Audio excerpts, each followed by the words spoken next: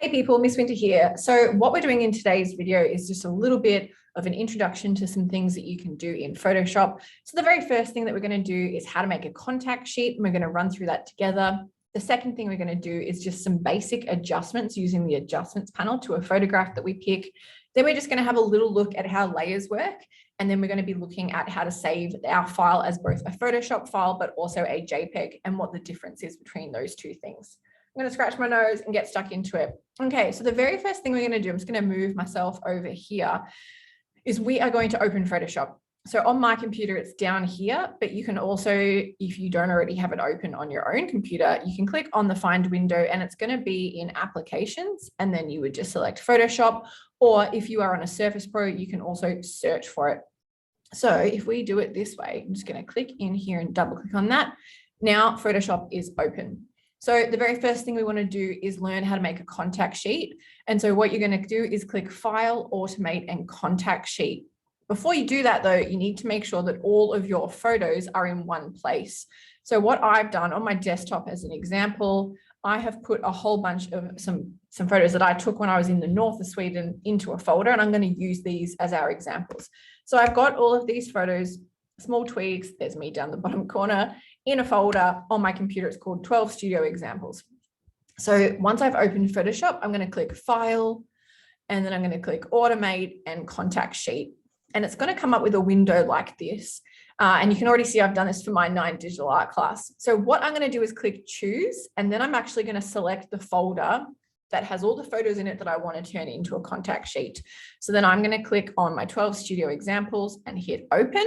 And so I've selected that folder. So any image that's in that folder is going to be turned into a contact sheet. And then I'm going to hit OK. And now what Photoshop is doing is it's just generating a contact sheet for us. And then once all of these photos are in the contact sheet, I can save it as a JPEG. And so the reason I want to save it as a JPEG is because for this, creating a contact sheet, I don't need to be able to come back in and access these images. It's just a flat file. So I'm going to save it as a JPEG. So while that is happening, I'm just going to stare at you. Just kidding. So again, what it's doing now is it's generating a contact sheet.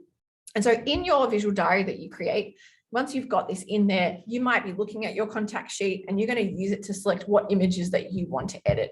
So you might do a circle around one and say, okay, so in this photo shoot, I've got all of these photos and I'm going to circle the ones that I want to turn into trials. So I might circle image 688 and say, I'm going to turn this into trial number 1, and here's what I'm going to do. And I might circle image 2329 and say, this is going to become trial number 7. Here are the things I'm going to explore with it. Here's what I'm going to do. Here's my plan, etc., etc. And so these contact sheets have to come at the basically, once you've completed a photo shoot, you're going to put a contact sheet in.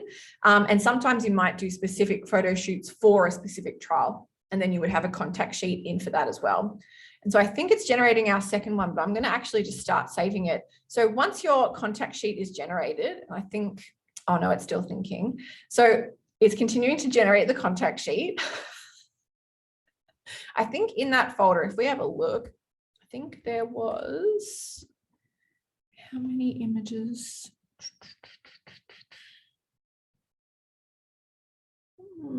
Where's my info? Get info, here we go. So in here, we have 41 items. So it's going to generate probably 2 contact sheets. And I think we're done. All right, cool. So I've got my first contact sheet and my second contact sheet. So now once it's done that for me, all I'm going to click is File, Export As. And I'm going to export it as a JPEG.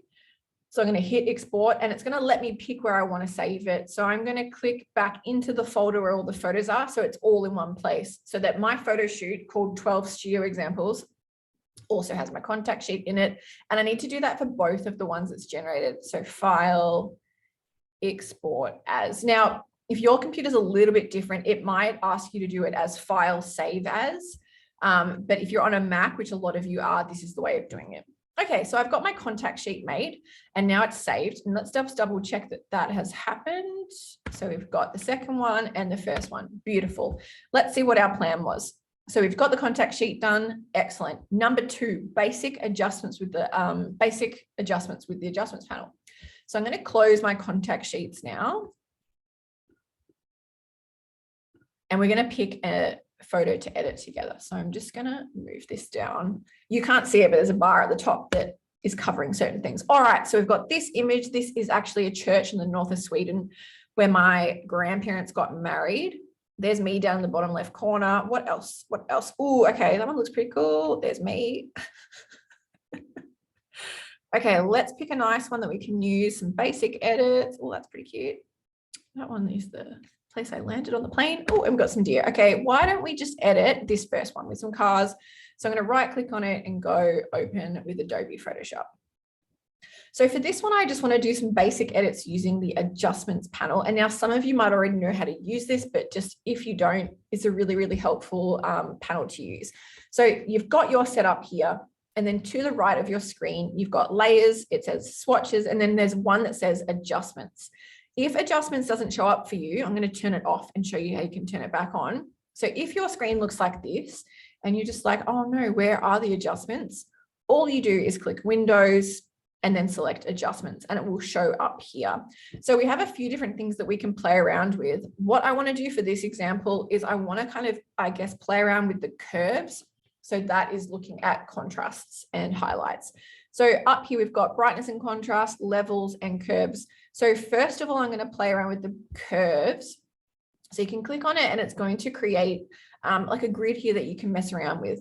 When you're using curves, a little like kind of rule of thumb is you want to create a nice soft S in the curve. So you're going to click on this line here and drag it up a little bit. And you can click on this one here and drag it down. And then once you've done that, you can see that the image is quite different. And now up here, we have a few different other things you can click on. So we can go back to the adjustments panel, but you can also click on layers and you should be able to see your background image and then the curves layer on top. Now there's a little eye next to these things that you can toggle on and off to see what it looked like before and what it looks like after you've made changes. So I'm just going to do that now. So if I turn that eye off, that's the original image. And if I turn it back on, you can see that that is how it looks with that adjustment made. So I guess the good thing about this is you can make a whole bunch of changes and just turn the eyes on and off and see if you like how it fits. Another thing you can do in the adjustments panel is you can change the color of things. So we've got brightness and contrast here, but the second level down is hue saturation. So what you can do is you can actually slide this hue panel up and down to sort of create, now this is too extreme. I don't think this looks very tasteful at all, but you can kind of slide that panel up and down just to like make something look a little bit more extreme or mess around with the colors a little bit. And so in this image that I'm editing, the church itself is actually already pink and we've got quite a lot of like blue hues in the sky.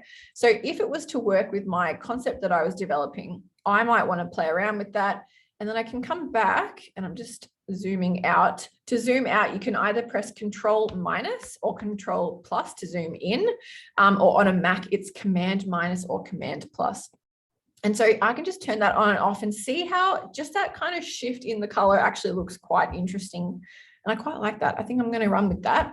Okay, so let's have a look. So basics with the adjustments panel, we've looked at curves and we've looked at hue saturation. Some other things you can play around with in here are the brightness and contrast. And that's just sliding this panel up and down and just finding that nice spot that you think looks really good. And again, I might toggle that on and off. I actually don't think I need the brightness and contrast. I'm going to leave it like that. So the way that layers work is whatever is on the top is the layer that you see first. So you can kind of just mess around with the order of these. You can just click on the layer and drag it up to the top. And it's usually more noticeable, the order of things, if you start having layers on top of other things and that kind of stuff. But we'll talk about that in a different video. This one's just basics. So I'm happy with this image.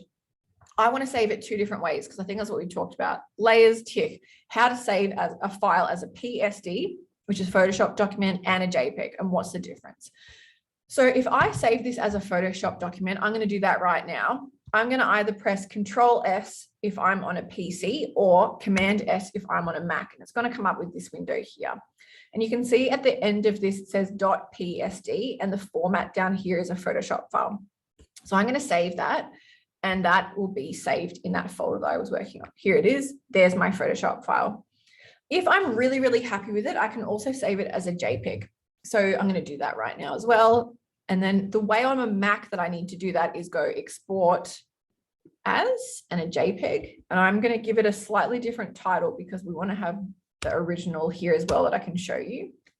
And so I want to tell you the difference between the two things. So if I close this now, so I've saved it as a Photoshop file and I've saved it as a JPEG. So I'm going to close this window and come to here. So this is my JPEG that I saved. And if I open this with Photoshop, you can see that my layers, I've only got one layer and it's the background layer.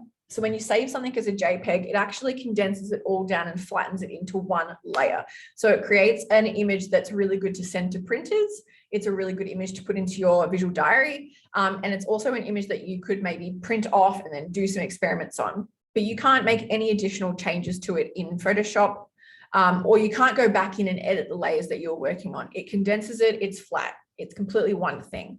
Whereas if I close this now, if I come back to this other file that we saved, so we saved it as a Photoshop file, I can double click on this and I have access to those layers that I was working in before. So I can continue editing things, or I might actually want to save it as a Photoshop file so that when I am looking at my trial and how effective it was, I can go back in and examine those layers. But essentially the Photoshop file, so the PSD, is the format that we want to work in if you're not quite finished yet and if you're still experimenting. Then it's a Photoshop file. But then if you're ready and it's done and it's going into your visual diary, that's when you'd save it as a JPEG. So that's the difference between those two files. Let's just double check if there was anything else we needed to cover. So we looked at how to make a contact sheet. You're going to click File, Automate, and then Contact Sheet in Photoshop. And you're going to select the folder where your images are. The second thing we did was we looked at the basic adjustments panel and some different things you can do with that. We've just talked about layers and how you can put things on top of each other. And then the last thing was what's the PSD and a JPEG. You got this. All right. I'm going to make another video. Hopefully this was helpful and I will see you soon. All right. Bye. See ya.